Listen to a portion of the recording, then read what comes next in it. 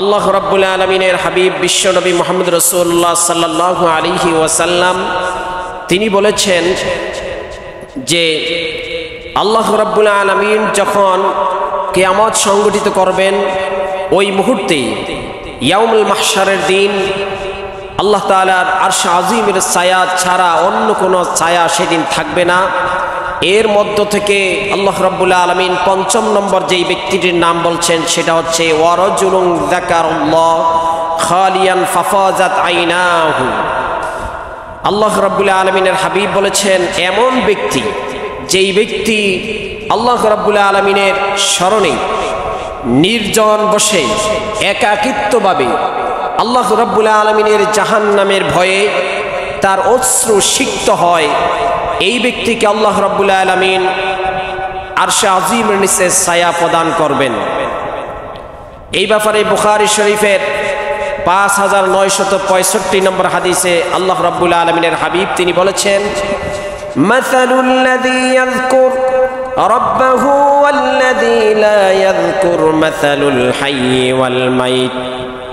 বিশ্বনবী মুহাম্মদুর রাসূলুল্লাহ সাল্লাল্লাহু আলাইহি ওয়াসাল্লাম তিনি বলেছেন যেই ব্যক্তি আল্লাহ রাব্বুল আলামিনের জিকিরের সাথে সম্পৃক্ত থাকে, জিকির তার জবানকে ভিজিয়ে রাখে, আর যেই ব্যক্তি আল্লাহ রাব্বুল আলামিনের জিকির থেকে গাফিল থাকে, আল্লাহ রাব্বুল আলামিনের স্মরণ থেকে মুক্ত থাকে, আল্লাহ রাব্বুল আলামিনের হাবিব তিনি বলেছেন ওই দুই ব্যক্তির উদাহরণটা তিনি এমন ভাবে দিয়েছেন মাসালুল্লাযী ইয়াযকুর রাব্বাহু, নিশ্চয়ই যেই ব্যক্তি স্মরণ করে তার প্রভুকে সেই ব্যক্তি জীবিত মানুষের মতো, ওয়াল্লাযী লা ইয়াযকুর, আর যেই ব্যক্তি স্মরণ করে না তার প্রভুকে, মাসালুল হাইয়্যি ওয়াল মাইয়িত, আল্লাহর হাবিব বলেছেন সেই ব্যক্তি হচ্ছে মৃত মানুষের মতো। মৃত মানুষ যেমন আল্লাহকে স্মরণ করতে পারে না, মৃত মানুষ যেমন আল্লাহ রাব্বুল আলামিনের নিয়ামতকে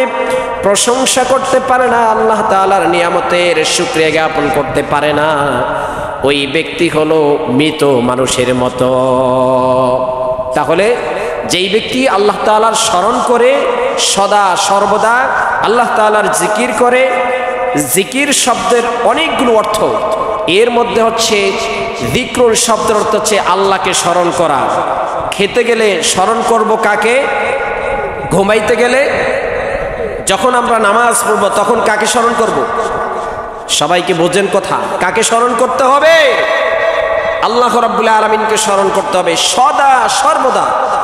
এক মহান স্রষ্টা, তিনি আমাদের রব, তিনি আমাদের খালেক, তিনি আমাদের সৃষ্টিকর্তা, তিনি আমাদের আইনদাতা, তিনি আমাদের বিধানদাতা, তিনি আমাদের সব, ঠিক কিনা?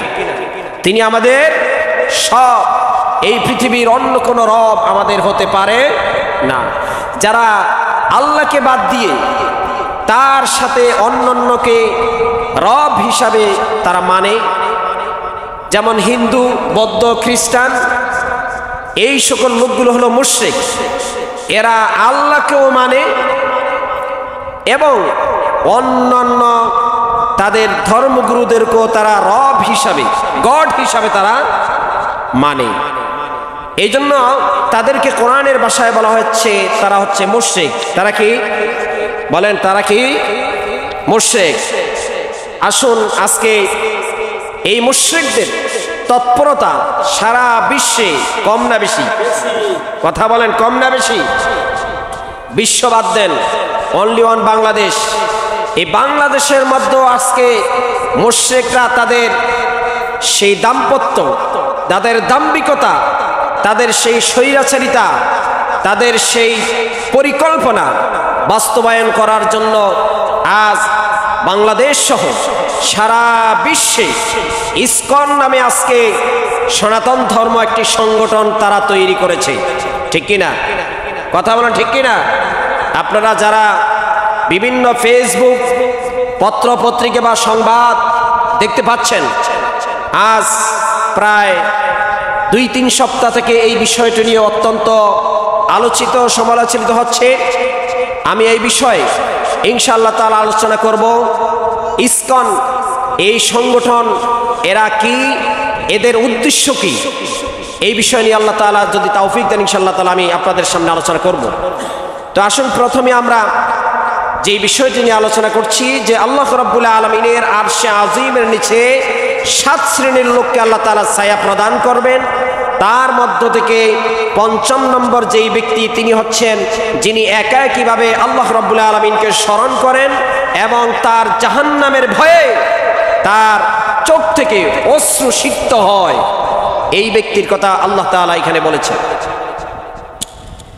প্রিয় ভাইরা আমার, আল্লাহ রাব্বুল আলামিন কোরআনে কারীমের সূরার নাম সূরাতুল মুনাফিকুন অধ্যায় নম্বর 63 আয়াত নম্বর 9 আল্লাহ পাক বলেছেন, হে ঈমানদাররা ও হে বিশ্বাসীরা শোনো, এই দুনিয়ার মধ্যে তোমাদেরকে দুনিয়ার বিষয়বস্তু তোমাদেরকে মত্ত করে রাখবে, আল্লাহর জিকির থেকে তোমাদেরকে বিরত রাখবে দুইটি জিনিস।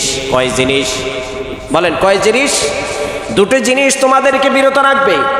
এক নম্বর হলো আল্লাহ পাক বলছেন, ইয়া আইয়ুহাল্লাযীনা আমানু লা তুলহিকুম আমওয়ালুকুম, হে বিশ্বাসীরা শোনো তোমরা, লা তুলহিকুম তোমাদেরকে যেন ধ্বংস না করে দেয়, আল্লাহর জিকির থেকে তোমাদেরকে যেন বিরত না রাখে, আমওয়ালুকুম তোমাদের ধন সম্পদ তোমাদেরকে যেন আল্লাহর স্মরণ থেকে মুক্ত না রাখে, আল্লাহ তাআলার স্মরণে যেন তোমরা ধন সম্পদের পিছনে পড়ে যেন আল্লাহকে ভুলে না যাও। কথাকার কথাকার আল্লাহ পাকের কথা। এই সম্পদের জন্য তুমি যখন ব্যবসায় যখন লস হয় তখন তোমার চোখে কান্না আসে, অন্তরে আফসোস আসে, আসে কিনা? কথা বলেন, আসে কিনা? ব্যবসা যখন লস হয় তখন তুমি অন্তরে ব্যথিত হও, অন্তরের মধ্যে তোমার কষ্ট চলে আসে। ব্যবসা প্রতিষ্ঠান যখন পড়ে যায় নিশ্চয় হয়ে যাও, ওই মুহূর্তে তোমার চোখ থেকে ঝরঝর করে পানি পড়ে। কিন্তু সেই মহান রবের জাহান্নামের আগুন, ভয়াল আগুন যখন হবে, সে আরশে আজিমের সেই মাঠ যখন অবস্থান করবে, নিচে তামা হবে, উপরে সূর্যটা যখন আসবে, মানুষের মাথার মগজগুলো টকবক টকবক করবে।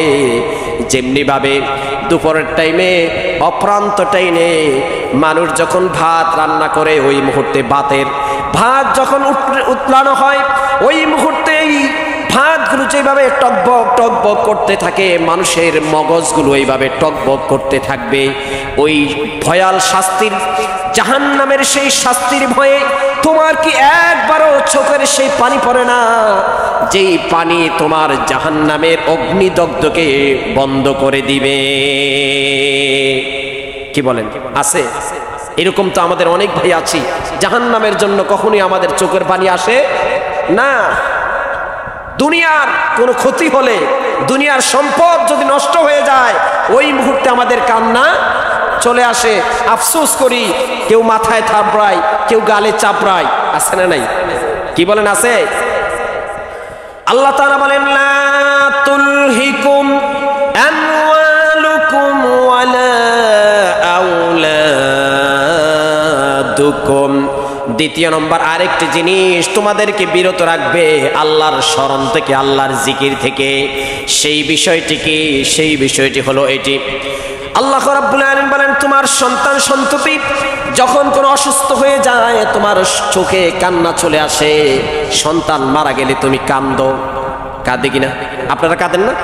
সন্তান, আপনার সন্তান যখন অসুস্থ হয় আপনি আনন্দ না ব্যথিত? কি বলেন? আনন্দ না ব্যথিত? মায়েরা কাঁদে, বাবাও কাঁদে, ভাই বোন সবাই কাঁদে। সন্তানটি নিউমোনিয়া আক্রান্ত হয়েছে অথবা ক্যান্সার রোগে আক্রান্ত হয়েছে, কিছুদিন পরে মারা যাবে বিদায়, সবাই কাঁদে, আত্মীয় স্বজন কাঁদে, সবাই কিন্তু কাঁদে। প্রিয় বন্ধুগণ আমার, আল্লাহ রাব্বুল আলামিনের জাহান্নামের ভয়ে, আল্লাহ রাব্বুল আলামিনের আযাবের গজবের ভয়ে আরশে আজিমের নিচে সেই উত্তপ্ত রৌদ্রের ভিতরে যে আমাদের এত কঠিন ভয়াবহ সময় আসবে, কিন্তু সেই সময়ের জন্য আমরা এক ফোঁটাও চোখের পানি আসে না, ব্যথিত হই না, ক্রন্দন করি না। আছে না নাই? কথা বলেন, আছে না নাই? প্রিয় বন্ধুগণ আমার, এই জন্য আল্লাহ রাব্বুল আলামিন স্মরণ করে দিচ্ছেন, ওহে বিশ্বাসীরা, তোমরা যারা ঈমান এনেছো এক মহান স্রষ্টার প্রতি, সেই মহান স্রষ্টা তোমাদেরকে স্মরণ করে দিচ্ছেন। ওই মহান আল্লাহ রাব্বুল আলামিন বলছেন, সম্পদ এবং সন্তান সন্ততি এই দুই জিনিস যেন তোমাদেরকে আল্লাহ রাব্বুল আলামিনের জিকির থেকে, আল্লাহ তাআলার স্মরণ থেকে যেন গাফিল না রাখে। ঠিক আছে না? কথা বলেন, কথা সত্য না মিথ্যা? আল্লাহ পাক বলেন, তোমার সন্তানগুলোকে সেই মহান স্রষ্টার দিকে ইনভাইট করা।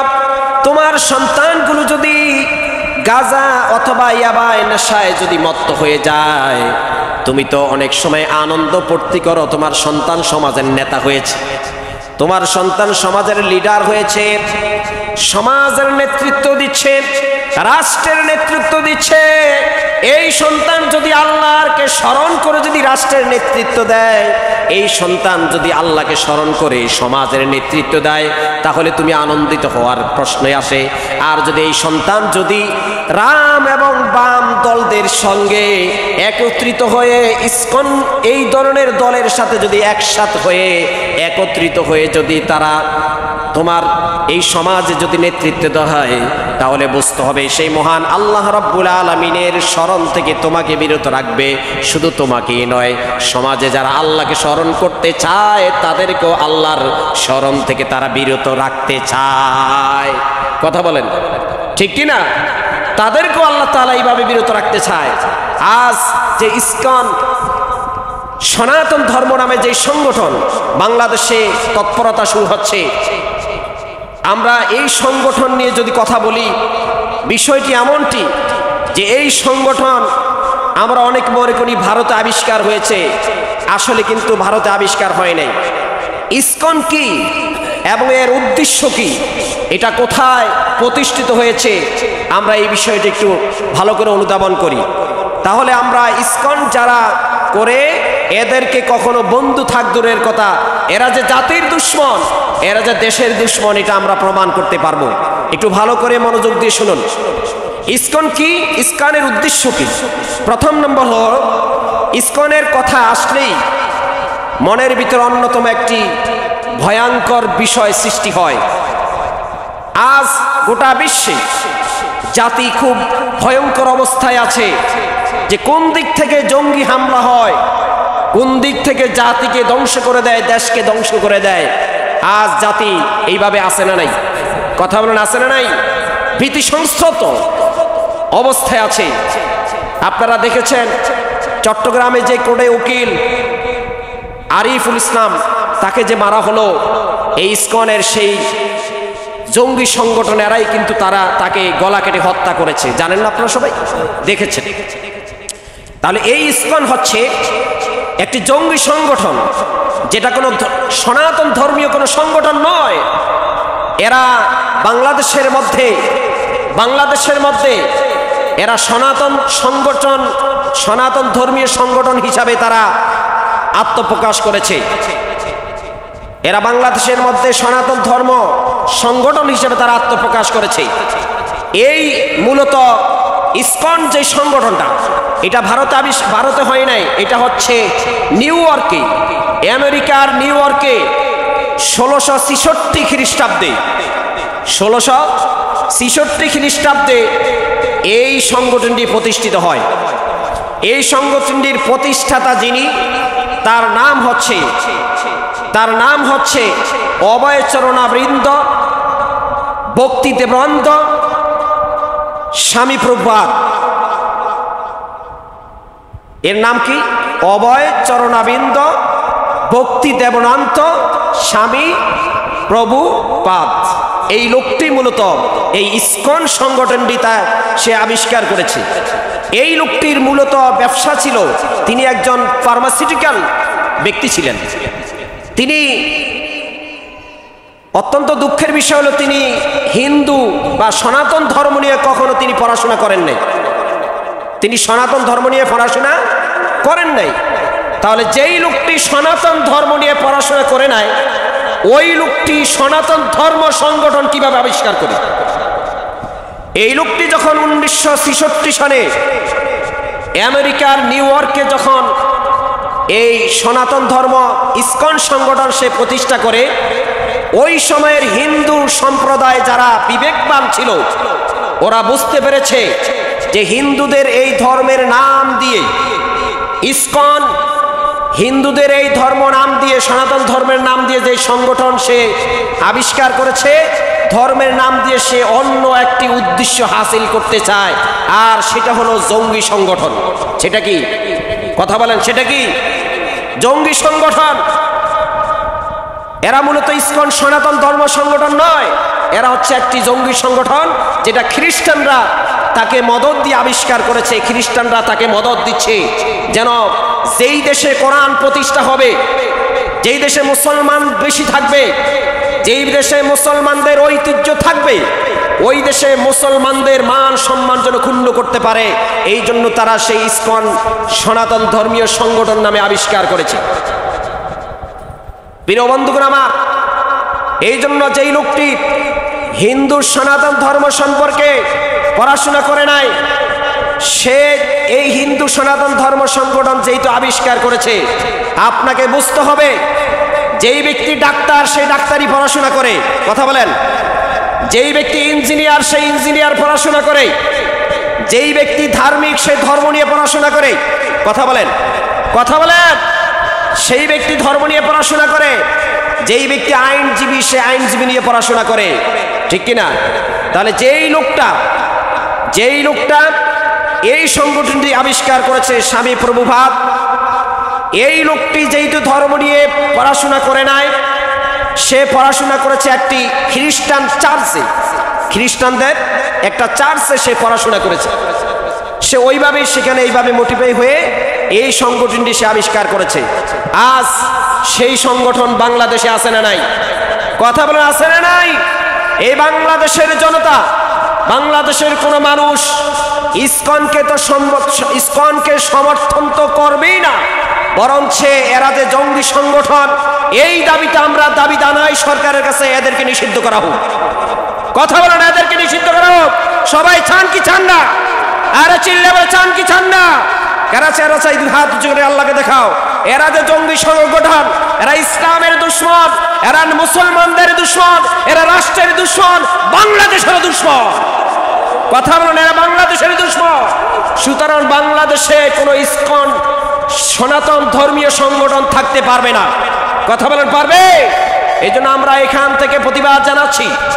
আজাদনগর বাজার কেন্দ্রীয় শাহী জামি মসজিদ থেকে, মসজিদের কমিটির পক্ষ থেকে, মুসল্লিদের পক্ষ থেকে আমরা প্রতিবাদ জানাই ডক্টর ইউনূস সাহেবের কাছে যে ইসকন সনাতন ধর্মীয় সংগঠন যেটা বাংলাদেশে আছে, এরা মুসলমানদের ঐতিহ্যকে নষ্ট করতে চায়। এদের মূল লক্ষ্য হলো মুসলমানদেরকে শেষ করা। এই জন্য এই সংগঠন যেখানে পাওয়া যাবে সেখানে তাদেরকে বাধা দিতে হবে। এই সংগঠনের পক্ষে না বিপক্ষে? আর কথা বলো, পক্ষে না বিপক্ষে? থাকতে চাই কি চাই না? কথা বলো, চাই কি চাই না? বন্ধুগণ আমার, যারাই এই সংগঠন সমর্থন করবে, আল্লাহ রাব্বুল আলামিনের কোরআনে কারীমের সূরার নাম সূরা আল মুনাফিকুন, অধ্যায় নম্বর 66 আয়াত নম্বর 9, আপনি সেই আয়াতের অন্তর্ভুক্ত হয়ে যাবেন। অথচ এই আয়াত কারীমার মধ্যে আল্লাহ রাব্বুল আলামিন বারবার সতর্ক করেছেন, সাবধান, আল্লাহর শরণ থেকে যেন তোমরা এক বিন্দুও যেন পিছপা না হয়। যেই জিনিসে তোমাদেরকে আল্লাহর শরণ থেকে বিরত রাখবে, ওই জিনিস হলো সম্পদ আর সন্ততি। সম্পদ আর সন্ততি, এই দুটি জিনিস তোমাদেরকে বিরত রাখবে। সুতরাং তোমাদেরকে সাবধান হতে হবে। সম্পদের লোভ লালসা দিয়ে, সম্পদের লোভনীয় বস্তু দিয়ে তোমাদেরকে ইসকন সংগঠন আহ্বান করবে। এখন আমাদের মধ্যে যাদের ঈমান দুর্বল, তারা তো চিন্তা করবে 1 কোটি টাকা আমাকে দিবে, আমি দিনে দিনে রাতের বেলায় কলা গাছ ফুলে মোটা হয়ে যাব, ঠিক কিনা? তো এই যে টাকার লোভবান দিয়ে, সম্পদের লোভবান দিয়ে ইসলাম বিদ্বেষী, মানবতা বিদ্বেষী, রাষ্ট্রদ্রোহী, রাষ্ট্র বিদ্বেষী যেই সংগঠন বাংলাদেশে আছে, এই সংগঠনে যেই ব্যক্তি যাবে, এই ব্যক্তির ঈমান থাকবে? কথা বলেন, ঈমান থাকবে? এর ঈমান থাকবে না। কারণ এরা হচ্ছে জঙ্গি সংগঠন। এই জঙ্গি সংগঠনকে অতি শীঘ্রই নিষিদ্ধ করতে হবে বাংলাদেশ থেকে। আর নথায় আজ আরিফুল ইসলাম ভাই চলে গেছেন, সাইফুল ইসলাম ভাই গিয়েছেন আইনজীবী, আগামীকাল আপনার সন্তান আমার সন্তানকেও তারা হত্যা করবে। কথা বলেন, কথা বলেন। ওকে যেভাবে গলা কেটে হত্যা করেছে, ওরা দিন দিন এভাবে এগোচ্ছে সামনের দিকে। গতকাল পত্রিকায়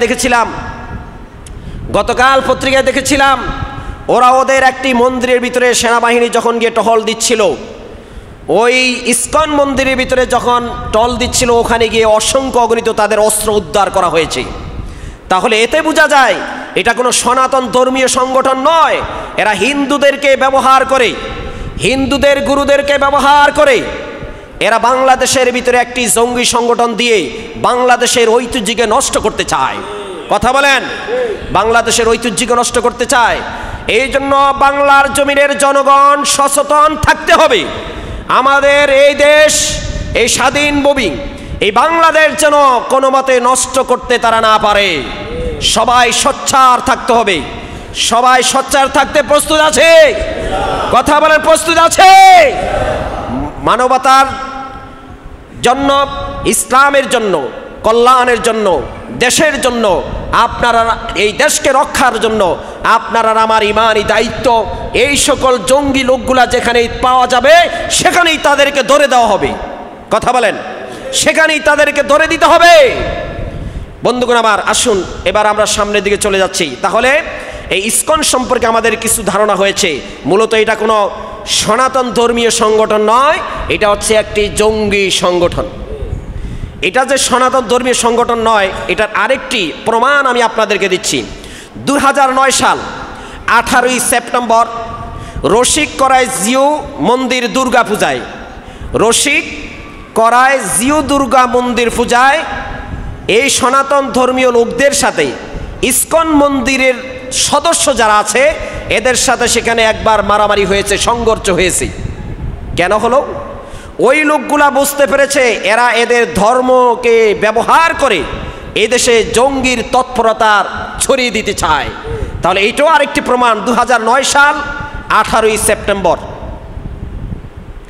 তাহলে এর দ্বারা বোঝা যায় যে এটা হিন্দুদের কোনো সনাতন ধর্মীয় সংগঠন নয়।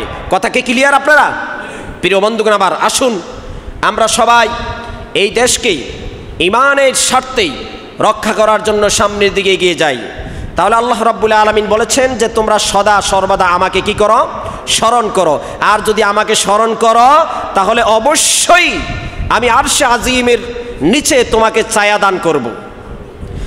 আল্লাহ রাব্বুল আলামিন কোরআন কারীমের সূরার নাম সূরা আর-রুম, অধ্যায় নম্বর 62, আয়াত নম্বর 10, আল্লাহ রাব্বুল আলামিন বলেন, ওয়াযকুরুল্লাহা কাসীরান লাআল্লাকুম তুফলিহুন।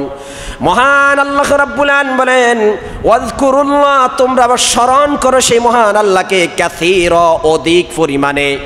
কলিলা শব্দ আল্লাহ বলেন নাই, কাসীরা বলেছেন। কি বলেছেন? কাসীরা অর্থ হলো অধিক। আল্লাহকে স্মরণ করব কম না বেশি? আমরা কি কম করি না বেশি করি? কম করি। নামাজ আসলে কোনো রকম আল্লাহকে স্মরণ করি, কিন্তু নামাজ থেকে বের হওয়ার পরে আর আল্লাহকে স্মরণ করি।